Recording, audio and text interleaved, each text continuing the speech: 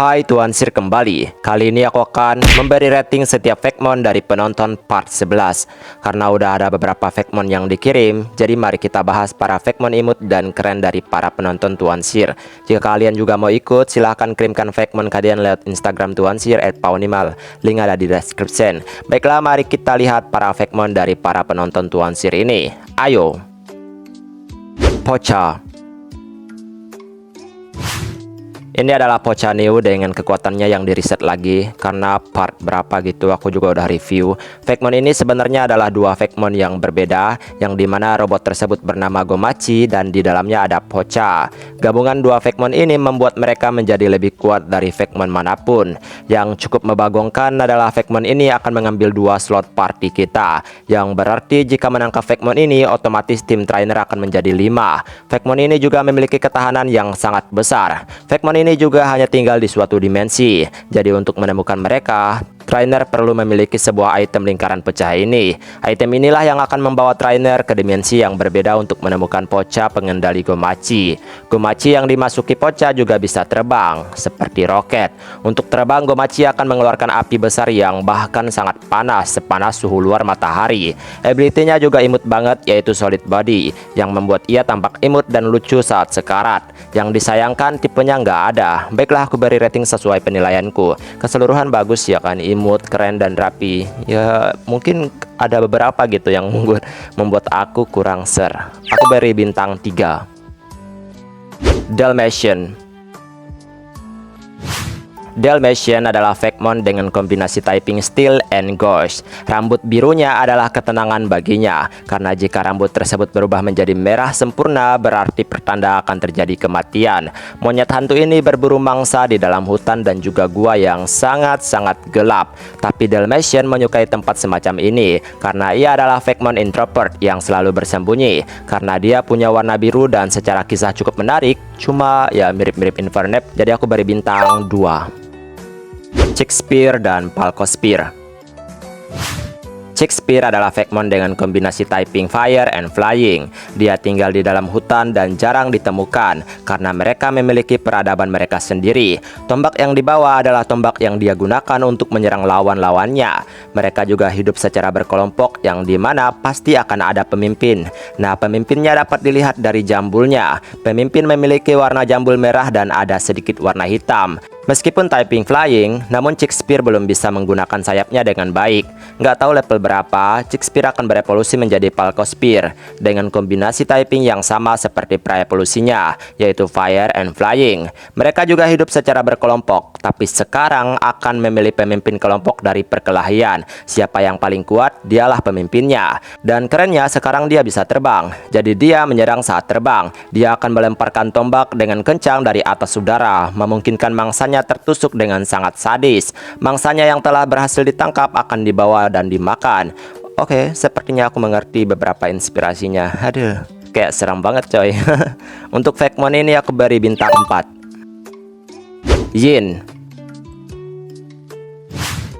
Yin adalah Fakemon dengan kombinasi typing Fire and Psychic. Fakemon ini sangat baik dan suka menolong orang-orang, dan ini membuat Yin sangat dihargai di wilayahnya. Sayangnya, kekuatan Yin tidak banyak, jadi ia kurang mahir dalam bertarung. Posisi yang membuatnya terpojok akan membuatnya menyentuh lengan musuhnya. Ini akan mengubah Yin menjadi berbeda, dengan kabut tebal yang tidak dapat dilihat oleh seorang pun. Dan juga sedikit yang mampu mengalahkan Yin di mode ini, karena dia sangat kuat. Karena dia bisa membakar lawan dengan tinju api bertubi-tubinya dan membuat musuh tidak bisa bergerak. Tapi sebenarnya ini semua hanyalah ilusi. Jadi sebenarnya Yin hanya membuat ilusi di pikiran musuh dan membuatnya seakan-akan melawan Yin dengan mode tersebut. Mode ini bisa dibatalkan ketika lawan Yin memiliki serangan jarak jauh. Meski cuma ilusi, tapi kabutnya benar-benar ada dan menyelimuti ia dan musuhnya dan membuat penonton berpikir bahwa mereka sedang bertarung di kabut itu.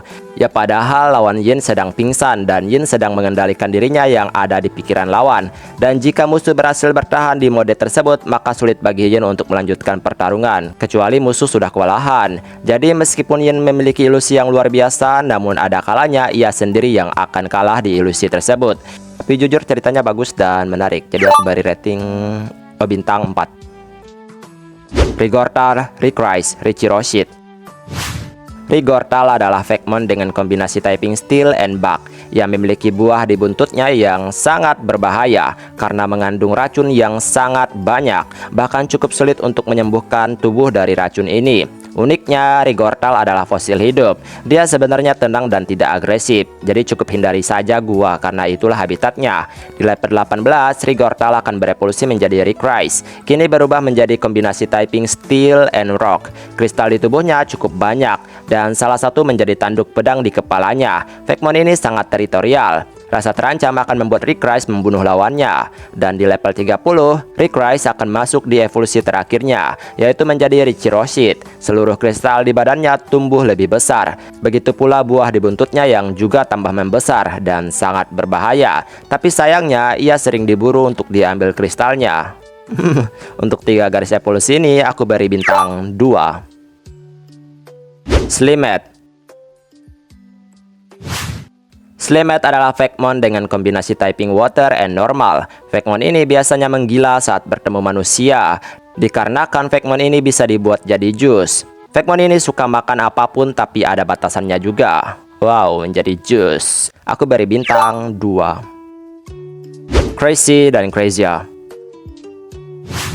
Crazy memiliki kombinasi typing Steel and Ice. Crazy suka banget memakan Vekmon ikan kecil di laut yang luas. Crazy juga bisa berevolusi, tapi nggak tahu level berapa. Dan ia akan menjadi Crazia, masih dengan perpaduan tipe Steel and Ice. Dan tidak ada yang berubah, karena datanya singkat. Aku beri rating, beri bintang 2. Egri Harry Veilup.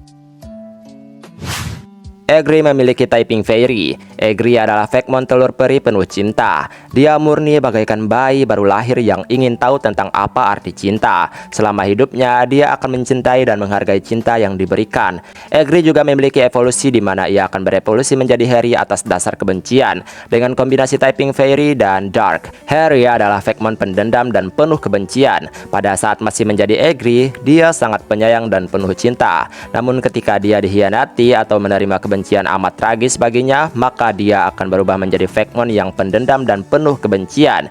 Dia senang mengganggu dan membuat kegaduhan di lingkungan sekitarnya. Perubahan yang cukup mendadak ini membuat dia dijauhi dan membuat kewalahan trainernya serta menjadi Vekmon penyendiri. Bentuk ekornya retak dan terpisah yang tidak dapat disatukan sebagai pertanda dia tidak mudah menerima cinta dan menganggap cinta itu adalah kepalsuan dunia.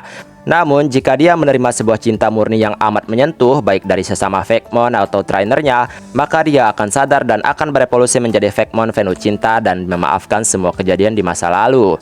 Dan inilah evolusinya, yaitu Veilup dengan kombinasi typing Fairy and Flying. Veilup adalah Vekmon penuh cinta dan kasih sayang. Setelah sadar akan kesalahannya yang telah diperbuat saat masih menjadi Harry, dia memutuskan untuk bertobat dan memaafkan semua dendam yang telah terjadi. Dia kembali menjadi Vekmon penuh cinta dan kasih sayang ke semua makhluk hidup tanpa terkecuali. Karena masih merasa bersalah, dia diberi sayap dan bertipe Fairy Flying untuk menebus kesalahannya dan berpetualang untuk perdamaian dunia. Kebencian apapun yang dia alami tak akan membuat hatinya berubah. Dia akan tetap memaafkan semua yang telah menyakitinya. Pita di atasnya jika disatukan maka akan menciptakan sebuah jurus penenang yang membuat hati menjadi tenang dan menghilangkan hati kotor sehingga membuat makhluk hidup saling memaafkan. Kapas putih yang ada pada badannya mirip seperti Altaria yang dapat memeluk makhluk hidup dengan lembut dan melindungi dari serangan serta membuatnya ringan sehingga dapat bebas melayang dan terbang di udara. Ekornya pun kembali seperti semula menjadi berbentuk hati yang penuh cinta dan kasih sayang.